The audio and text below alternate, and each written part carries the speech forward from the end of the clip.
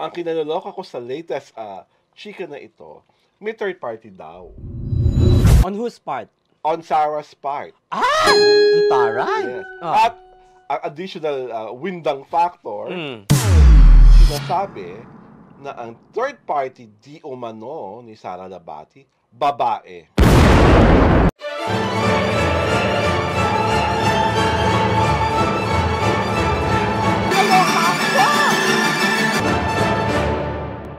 And ito na nga, ang aming difficult chikahan. Ito po si Alwin Ignacio, the diva that you love.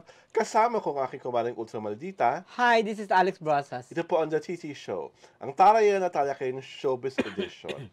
Mukhang hindi pa po makatapos at mukhang wala pang period or exclamation point ang saga tungkol kay na Andrea Brillantes at Sara Labati dahil talagang itong mga panahon na to, kitang-kita talaga kung paano winawasak ang kanilang pagkatao at kanilang mga pagkababae dahil sa salasalabat ng mga dagdag balita.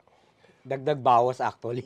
Dagdag balita tungkol sa bakit naghiwalay si Sara at si Richard Gutierrez at bakit di umano ay si Andrea Brillantes talaga ang babaeng dahilan ng paghihiwalayan ni Catherine at ni Daniel Padilla. Kaya Sara muna tayo, Mare. Ang kinaloloka ko sa latest chika na ito, may third party daw. On whose part? On Sarah's part. Ang taray. Yes. At ang additional windang factor, sinasabi na ang third party di umano ni Sara Labati, babae.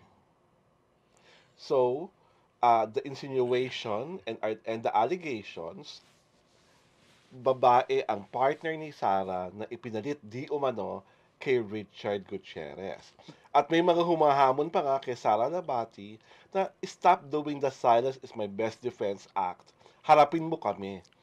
Once and for all, umamin ka kung totoo ang karelasyon mo ngayon ay kapwa mo babae. Alam mo, this is all I can say. Sino nag-claim na merong kalago yung babae? Merong mga lumalabas sa X at lumalabas sa mga vlogger, showbiz vloggers na babae daw. According din sa mga sources nila. You have to bring a resibo. Di ba? Show proof. Show proof, di ba? You have to describe kung sino yung babaeng yon, anong pagkakakilanlan sa kanya, di ba? The problem always is, wala namang brave eh. Pangalanan mo kung sino yung babae, kung paano nagkakilala, kung paano naging magjowa. Di ba? Madaling magkalat ng chismis sa social media, di ba? Yes. Madaling manira, di ba? Pero, ang hindi madali, mag-show ng proof. Ng patotoo. Oo, ganun lang yon. Ngayon, with the advent of technology, lahat naman yan pwede mong ibunyag, lahat naman pwede mong siraan, lahat naman pwede. Pero, where is the proof? Diba? Sabi nga nila, ano ba yun? Nakalimutan ko to. The proof of the proof. Ayun! Yun! My God! Kasi, di ba? Same wavelength, di ba? Parang, di ba? Yun. Ganun yun. Patunayan yun. Pakita kayo ng pakatoo. At hindi lang larawan. You substantiate your claim. Di ba? Otherwise, mukha ka lang tanga. Di ba? Ganun lang naman yun. And on the matter of Andrea Brillantes, na di umano, may 4 na sources ang isang entertainment portal na nagdidetalye ng pag-amin daw ni Andrea Brillantes kay Catherine Bernardo tungkol sa nangyari sa kanila ni Daniel Padilla. Umamin siya daw di ba? At ang pag-amin daw na ito happened 2 years ago. My God, it's so matagal na, di ba? So sa akin lang, wow, yung mga sources naman na to. Kung 2 years ago pa pala ito nangyari, bakit doon pa lang din yun Bakit ngayon sila nagkahiwalay? Di ba? Hindi. Kung totoo kayo, dapat noon pa lang, nag-ingay na kayo.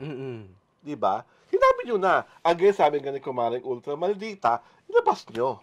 Baka kasi mamaya, haka-haka lang yan. hearsay, narinig ka ganito, pinasa kay ganire, narinig ka ganyan, naging ganito. At Diba? saka it's quite baffling na nangyari yung pag-amin 2 years ago, ngayon lang nangyari yung hiwalayan. Yes. So what transpired between 2 years ago and now? Oo. Di ba? Ano yun? My God! Saka parang, paano natiis ni Catherine Bernardo? Oo, nag 2 years pa siya. Na tiniis mo pa ng 2 years? Oo. Kung My totoo, God, ha? oo. Kung totoo. Di ba?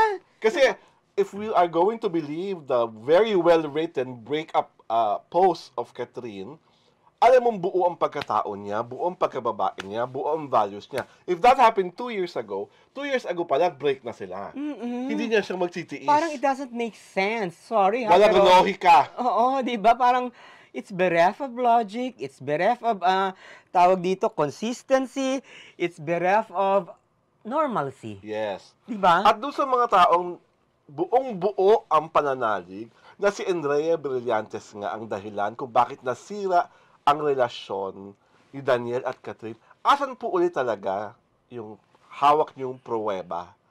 Huwag kayong magsabi na, kasi sinabi ng, again, may mga nakasabi, credible daw yung portal na pinanggalingan ng Cheese Whiz. Ang dami na po sablay ng portal na yan. Baka naman hindi nyo baka naman gusto nyo lang kalimutan yung mga sablay nila. Aray ko. Diba? Nakakaloka. At pangalawa, hinahamon nyo kami lagi na hindi kami credible ni kumaring ultra maldita. Hindi pala kami credible. Bakit kayo nanonood? Bakit Diba? ang hahaba ng trend nyo Nakakaloka, against di ba? us? Tsaka hindi. Hindi, ako kasi, hindi ko gusto yung pinaparatangan nyo kami na we are like bayarang tao ni Andrea Brillantes. Kaya kami nagtatanggol dun sa batang babae. Pinagtatanggol namin yung batang babae not because we believe she is innocent, but because we do not know the truth as well. Hindi kami yung klase ng mga tao na naniniwala sa mga sabi-sabi, sa mema lang, sa opinion lang ng mga tao, wala rin naman talagang kredibilidad. At saka, Diba? my God, who are you compared to us? Are you as learned as we are? Do you talk English fluently as we are? Parang hindi naman. My God, di ba? Parang i-level up niyo yung sarili nyo to where you are, where you belong. Di ba? Masyado kayong you feel learned? Are you as learned as we are? Are you as intelligent as we are? Darling, go over online shows, other online shows. Nobody talks the language that we speak. The difference is so Diba? crystal. Nakakaloka kayo, di ba? Parang, Hindi ko sa akin lang, Hello. more than us, na I find it really unfair for you to pigeonhole all your anger and all your resentment about the breakup to one woman na walang proof. chose to be quiet Oo, about the at whole walang thing. proof. Kasi wala pa kayong Intangible. prueba. Ang mga proof intangible. Sinabi ni ganito, ni ganito. Di ba lahat intangible? Hindi nga siya, No. kumbaga, hindi nga circumstantial yung mga evidence na pinipresenta ng mga sources nyo. Oo, nakakaloka. Kasi nga lalo na, nangyari siya 2 years ago. Oo. Tung 2 years ago, bakit ganyan ang pinapaputok? Ano yun? Hindi nyo nga inaano kung sino ba yung mga personalities na sources nyo, Oo. di ba? Para people can decide, so ano yan? Totoo ba? May validation yan kasi chuchu. Kasi sa amin naman ng kumaring ultra maldita, kung sakasakaling may totoong pruweba, yung parang halimbawa yung nangyari kay Herlene at kay Rob, may ganon, tatahimik kami. Tatagapin namin na, agad pala si Andrea. But we're not going to pass judgment on her, especially her sense of morality, because that is her choice.